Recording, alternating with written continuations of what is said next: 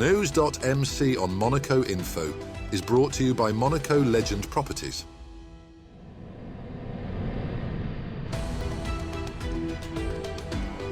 Bringing you news on Monaco's economy, culture, sports and more.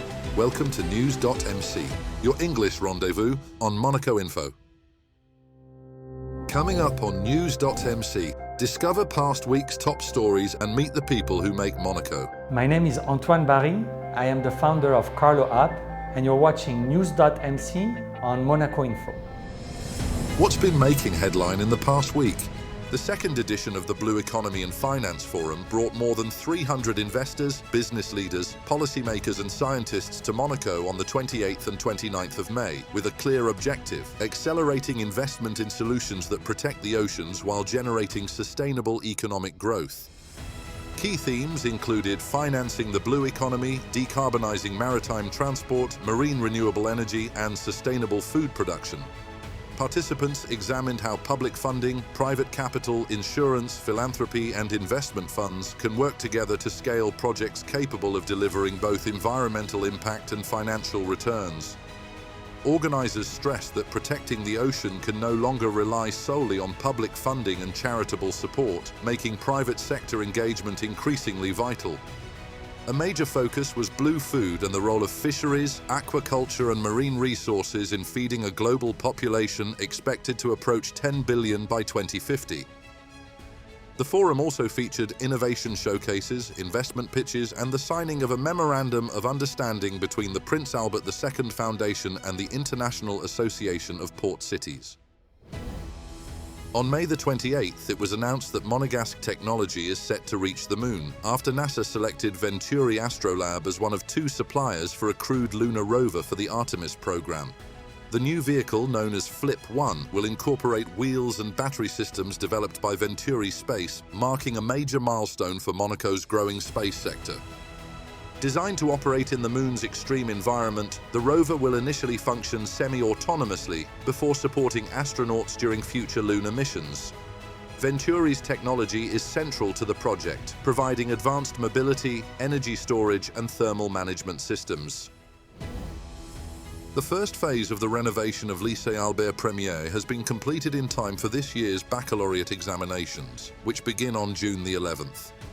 Accelerated works have delivered renovated classrooms, corridors and administration areas equipped with air conditioning, improved ventilation, soundproofing and enhanced thermal insulation. The project forms part of Monaco's BD2M sustainable building program and includes new windows, solar panels and the removal of the former gas boiler to reduce the building's environmental footprint. The fully renovated lycée is expected to be completed in time for September. A new open-air photography exhibition inaugurated by His Serene Highness Prince Albert II on May the 29th is drawing attention to environmental challenges along the La Voto promenade. Featuring 36 striking images of wildlife, natural landscapes and the impacts of climate change, the exhibition forms part of the Environmental Photography Award organised by the Prince Albert II of Monaco Foundation. Designed to raise public awareness of climate, biodiversity and pollution issues, the exhibition uses powerful imagery to encourage action and engagement. The exhibition will remain on display in Monaco until July 30th before beginning an international tour. The European Athletics Championships for small states took place on May the 30th and 31st at Stade Louis II, with Monaco delivering an encouraging performance ahead of hosting the 2027 Games of the Small States of Europe. More than 250 athletes from 17 nations competed across 26 disciplines in what organisers described as a successful test event for next year's multi-sport showcase. Monaco finished with 4 medals, including 2 golds and 2 bronzes. Lycée Albert Ier claimed the Principality's first title in the women's 100 metres hurdles, while pole vaulter Jan Wollock added a second gold with a season-best clearance of 5.27 metres despite competing with tendinitis. Earlier, Marie-Charlotte Gasteau secured bronze in the women's 400-metre hurdles and François Ducourant earned bronze in the men's 800-metre. The iconic yacht Twiga, flagship of the Yacht Club de Monaco, arrived in New York on May the 30th, ahead of celebrations marking the 250th anniversary of American independence on July 4th. The historic 1909 sailing vessel will take part in what organizers describe as the largest peacetime naval parade ever held in the United States.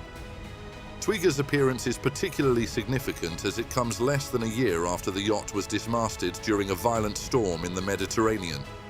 Following an intensive restoration, the vessel was transported to the United States and is now preparing to represent Monaco. The 50th anniversary celebrations of the Ramos Agreement began in Genoa on May the 31st with the opening of a traveling exhibition highlighting 5 decades of Mediterranean marine protection. Signed in 1976 at the initiative of Prince Rainier III, the agreement between France, Italy and Monaco protects nearly 23,000 square kilometers of sea.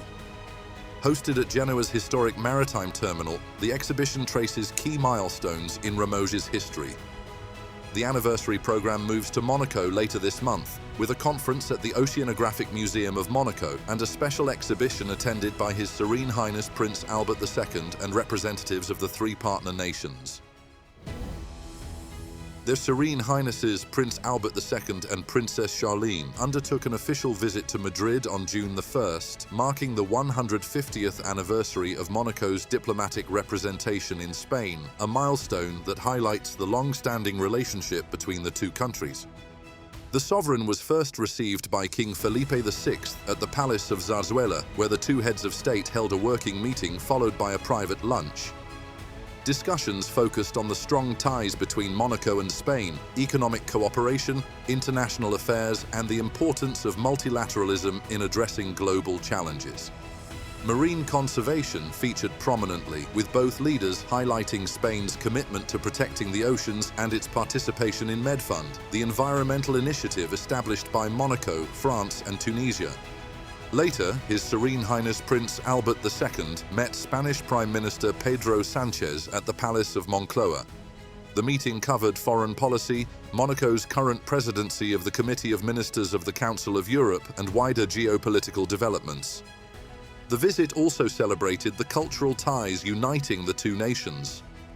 At Madrid's Royal Botanical Garden, the princely couple inaugurated Monaco and Spain, 5 centuries of shared history, an exhibition tracing centuries of diplomatic and cultural links. The 8th Monaco Artists Forum, exceptionally held in Madrid and featuring 59 artists from the Principality, further showcased contemporary Monegasque creativity and cultural exchange. Both exhibitions remain open until June 13th. On the 2nd and final day of the visit, Their Serene Highnesses Prince Albert II and Princess Charlene visited IE University in Madrid.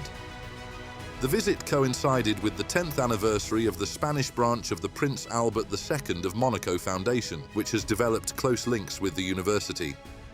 They also took part in the South Summit, one of Europe's leading entrepreneurship and technology events, where discussions focused on talent, innovation, and sustainable solutions for future challenges. Organizers praised Prince Albert II's long-standing commitment to environmental protection and entrepreneurship. The Automobile Club de Monaco hosted its annual charity evening in support of the Cédric and Christophe Flojac Foundation, continuing a tradition held ahead of the Monaco Grand Prix. The event raised funds to help promising young athletes from Monaco and the surrounding region pursue their sporting ambitions. Created in 2012 in memory of brothers Cédric and Christophe Flojac, both passionate sportsmen, the foundation provides financial and practical support to talented athletes facing the high costs of competition and training. The evening also highlighted inspiring stories from current beneficiaries and celebrated the foundation's ongoing commitment to nurturing the next generation of sporting talent. The Roca team's Betclic Elite semi-final is level at 1-1 after the opening 2 games in Monaco. The Principality side opened the series with a 103-88 victory on Monday, June 1st, pulling away in the final quarter behind 23 points apiece from Matthew Strazel and Jaron Blossomgame despite a depleted squad. But Nanterre hit back in game two, producing a composed away performance to secure a crucial 89-98 victory and steal home court advantage on Wednesday, June 3rd. The visitors disrupted Monaco's offensive flow and held firm down the stretch, sending the best-of-5 series to Nanterre with everything still to play for. Next up, our exclusive interview with the personalities making the Principality. My name is Antoine Barry. I am the founder of Carlo app. I'm from Syrian origin. Both of my parents are from Syria. My father came to Monaco in the early 80s, late 70s, and I had the chance to grow up in Monaco. I went to the school FANB, where I spent almost 15 years. And then I went abroad, mainly in France, to study pharmacy and engineering, something very different from my actual work. And then finally I did later on in my life, around my 30s, I did an MBA in Barcelona at Lycée Business School. I specialized in entrepreneurship and had my first entrepreneurial experience in Barcelona, working in payments for hospitality. A payment app to pay at restaurant. You could see the bill in real time. It was my first entrepreneurial and fintech experience.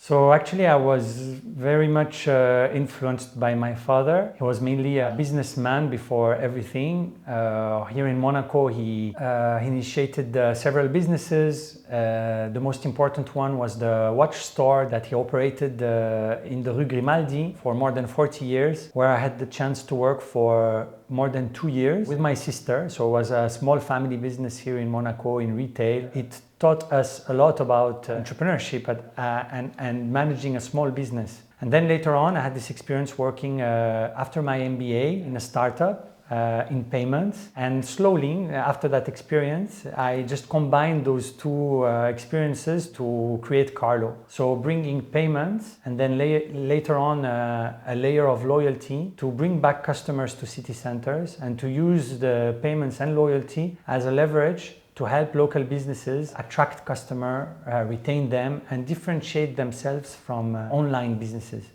Carlo is a payment app that rewards users for shopping local and contributing to the local economy. Our users download an app, they link a payment method to their app, credit card or Apple Pay, and once they go to their favorite store in town or to our local businesses in Monaco, they will pay with the app by scanning a QR code. And because they contributed to the local economy, they receive 5% cashback. And this cashback is locked in for Monaco, so it can only be spent back in the Principality. Today we've taken Carlo also outside of the Principality. We've expanded our model in other cities where we're also promoting the local businesses and helping merchants answering to this new habits in consumption. So we are present in Aix-en-Provence, we're also present in Bordeaux, and we count more than 1,200 merchants that are part of our network. And in the Principality alone, there are 750 merchants that are part of the Carlo network. I was very lucky to have some merchants that trusted us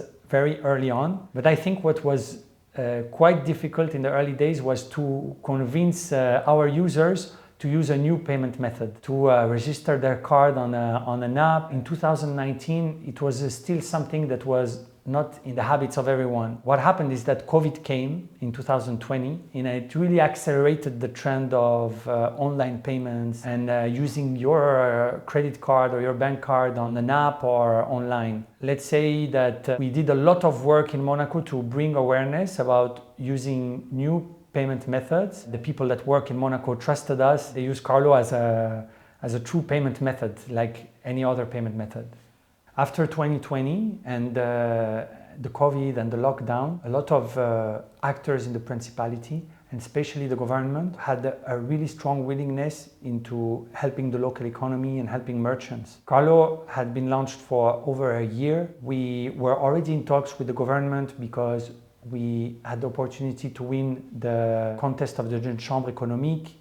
So they knew about Carlo, they knew about our network of merchants, which was already quite important for a Principality of just 2 kilometers square. So they came to us to explore a collaboration where they could emit gift cards to be spent in the Principality using our app, and also finance the cashback that is distributed in Monaco with the main objective of incentivizing local consumption and helping merchants. At the end of the day, we need to be confident in the way we will navigate the future, right? So to build strong bases, to build resiliency. The future is of course uncertain, but what we can always do is to navigate, listen, understand, and try to apply. We will probably do some mistakes, but also these mistakes are lessons for us. That's all for today. Thank you for watching NEWS.MC, your English rendezvous on Monaco Info.